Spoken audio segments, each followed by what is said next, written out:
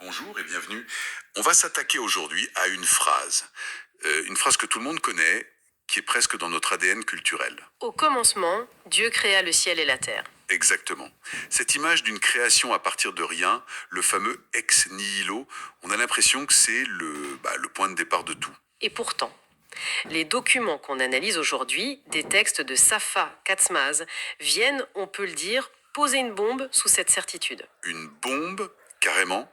Oui, la thèse est radicale. Les grands récits de création de Mésopotamie, ceux qui ont tout inspiré, ne parleraient absolument pas de l'origine de l'univers. Ah bon? Et de quoi alors? Ils parleraient de politique, d'alliance, de la naissance d'un État. D'accord, l'idée centrale, si je comprends bien, c'est qu'on aurait fait une erreur de lecture. Colossale depuis des millénaires. C'est un peu ça. On a toujours pensé que ces textes étaient des cosmogonies, une sorte de Big Bang version mythologique. Mais la théorie ici, c'est que ce sont des sociogonies. Exactement. Le récit de la naissance non pas de l'univers, mais de la société. C'est une invitation à faire redescendre la théologie du ciel Ouais, vers la terre. c'est tout à fait ça. Comprendre que ces textes fondateurs, que ce soit les hymnes suméro-acadiens, le célèbre Enuma Elish, et par héritage la Torah ou le Coran, ne racontent pas une histoire métaphysique, mais une histoire profondément humaine et politique. Alors, la première question qui vient à l'esprit, c'est si cette idée de création à partir de rien n'est pas dans les textes originaux, d'où vient-elle? Elle est ancrée. Selon les sources, c'est une surcouche, une interprétation bien plus tardive. Qui vient d'où? Pense jamais par un vide absolu. Jamais. Il part toujours d'éléments qui sont déjà là. Et l'élément primordial, si je me souviens bien les sources, c'est toujours l'eau, n'est-ce pas? Toujours. Prenons le texte le plus célèbre, le Numa Elish babylonien. Dès les toutes premières lignes, il n'y a pas de vide. Il y a deux entités, deux divinités primordiales. Apsu et Tiamat. Voilà. Apsu, l'eau douce des rivières, et Tiamat, l'océan d'eau salée. Ils ne sont pas créés, ils sont les parents de tout le reste. Ils sont le point de départ. Ah oui, donc dès la première phrase du récit, l'idée de création ex nihilo, à partir de rien, est déjà invalidée. Il y a déjà des acteurs, ça change toute la perspective. L'acte des dieux qui suit n'est donc pas un acte de créa. De création, mais d'organisation. Les verbes clés qu'on retrouve partout sont nommer, séparer, positionner, fixer des limites, institutionnaliser. D'accord. Et la preuve la plus éclatante, elle est dans la langue même. L'ouverture de l'Unuma Elish est citée comme l'exemple parfait. Je vous la donne dans sa sonorité originale. Ah oui, avec plaisir. Onuma Elish, la Nabu Shamamu, Chaplis Amatouch, Shuma Lazaikrat. Waouh, on sent le poids des millénaires dans ces mots. Qu'est-ce que ça nous dit exactement? Ça se traduit par quand en haut le ciel n'avait pas encore de nom et qu'en bas la terre ferme n'était pas appelée par son nom.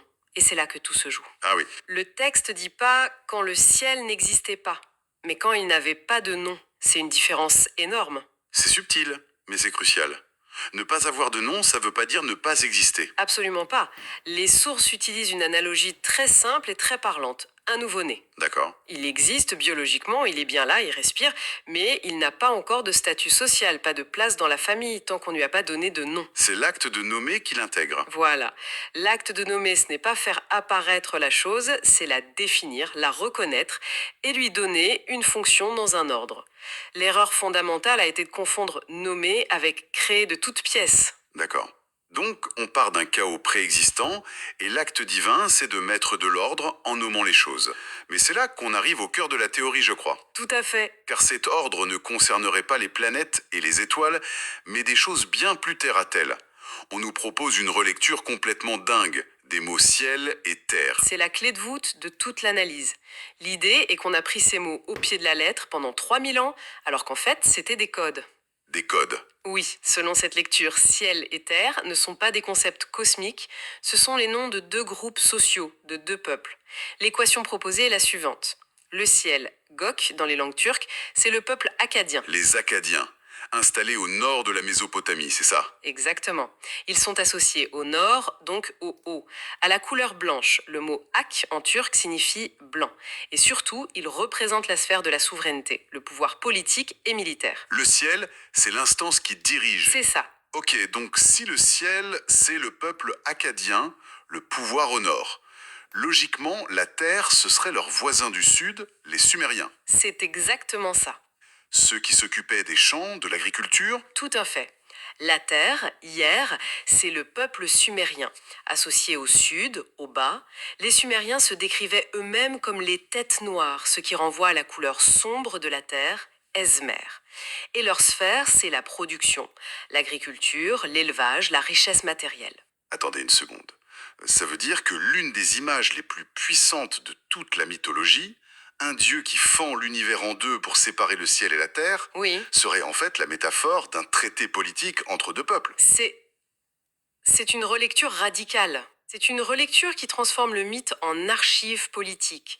La séparation du ciel et de la terre ne serait plus un événement cosmique, mais la mémoire mythologique de la fondation d'un État, d'une alliance structurée entre les Sumériens producteurs au sud et les Akkadiens souverains au nord. Et est-ce que le texte lui-même nous donne des indices dans ce sens, au-delà des noms? Oui, et c'est ce qui rend la théorie si solide. Le vocabulaire utilisé dans les textes sumériens pour décrire cette fameuse séparation est incroyablement politique. Les verbes sont arracher, couper, éloigner. Ah, c'est pas très poétique. Non, on ne parle pas de créer harmonieusement, on parle de tracer des frontières, de délimiter des sphères de pouvoir. C'est le langage d'un traité, pas celui d'une jeunesse cosmique, quoi. La géographie est même codée. L'Euphrate sert d'axe central à cette séparation. D'accord, donc si le ciel et la terre sont des peuples, et la création est une alliance politique, ça veut dire que le but de ces textes n'avait rien à voir avec l'astronomie ou la physique. À quoi servait-il alors? Pourquoi cette mise en scène grandiose? Ce sont des textes fondateurs au sens le plus fort du terme. Des constitutions, des chartes. Leur but, c'est pas d'expliquer d'où vient l'univers, ça n'intéressait probablement personne sous cette forme à l'époque. D'accord? Leur but est d'établir et de légitimer un ordre social très concret. Qui commande, qui produit, où sont les frontières, quels sont les rituels qui cimentent l'alliance. C'est là que le dieu Enlil, celui qui sépare le ciel de la terre, change complètement de rôle. Complètement. Enlil n'est plus un démiurge cosmique, une sorte d'architecte de l'univers. Il devient l'incarnation de l'autorité centrale, du pouvoir d'État qui met fin au chaos social et politique en imposant un ordre, des lois, une structure. C'est presque une figure juridique. Vous savez, ça explique quelque chose qui m'a toujours semblé bizarre dans ces récits. Je vous écoute. On a un dieu qui vient de créer les galaxies, un acte d'une ampleur infinie. Et juste après, le texte passe un temps fou à nous parler de l'invention de la houe, de la création des moutons ou de la régulation de la culture de l'orge. Oui. La disproportion a toujours été frappante. Et dans une lecture cosmogonique, c'est absurde. C'est comme si, après avoir décrit le Big Bang, un physicien passait 3 chapitres à expliquer l'invention du grille-pain. C'est ça. Mais si on lit le texte comme une sociogonie, comme la fondation d'une société, tout devient parfaitement logique et cohérent. Ah mais oui, bien sûr. La définition des territoires entre Acadiens et Sumériens, le ciel et la terre, se fait en même temps que l'on définit les piliers de cette nouvelle société. Exactement. Donc la création de la houe ou du mouton, ce n'est pas un acte magique. Non, c'est l'acte de donner à l'agriculture et à l'élevage une place et une fonction officielle dans le nouvel ordre social. C'est l'établissement des institutions. Chaque élément créé est un ministère, une fonction, un rouage de la nouvelle machine étatique. Et la fameuse montagne. Même chose. La montagne, Da, souvent interprétée comme une montagne cosmique, l'Olympe mésopotamien, est réinterprétée. Il s'agirait du mot désignant les grands complexes de temples, les ziggourats, qui étaient les centres administratifs, religieux et économiques de cette nouvelle alliance. La montagne, c'est le lieu du pouvoir. C'est vertigineux. Mais si on accepte cette clé de lecture, ça doit forcément avoir des conséquences sur la manière dont on lit les textes qui sont venus après, et qui nous sont beaucoup plus familiers, comme la Bible ou le Coran. Les conséquences sont énormes. La thèse défendue dans nos sources est que la Torah et le Coran sont les héritiers directs de ce moule de pensée mésopotamien.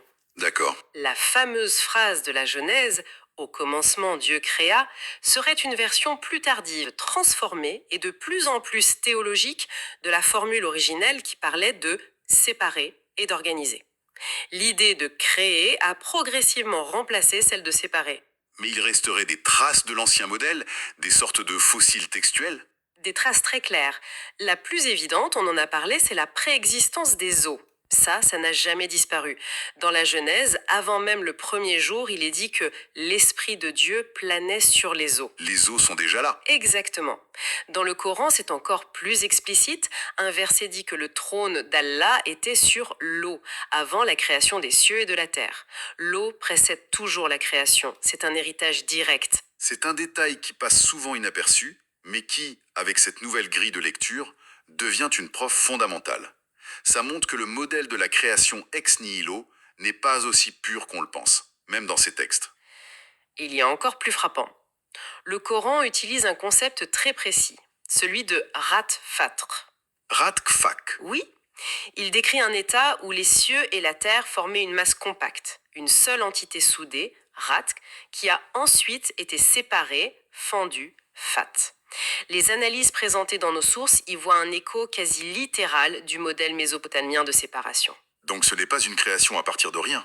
Non, mais la division d'un tout qui existait déjà. Le schéma de pensée est intact. D'accord, la théorie est intellectuellement très séduisante, très cohérente sur le plan littéraire, mais est-ce que ça repose sur du concret? Est-ce qu'on peut relier ce mythe de la fondation à des événements historiques réels, à de l'archéologie, pour pas que ça reste une pure spéculation? C'est un point essentiel des sources, oui.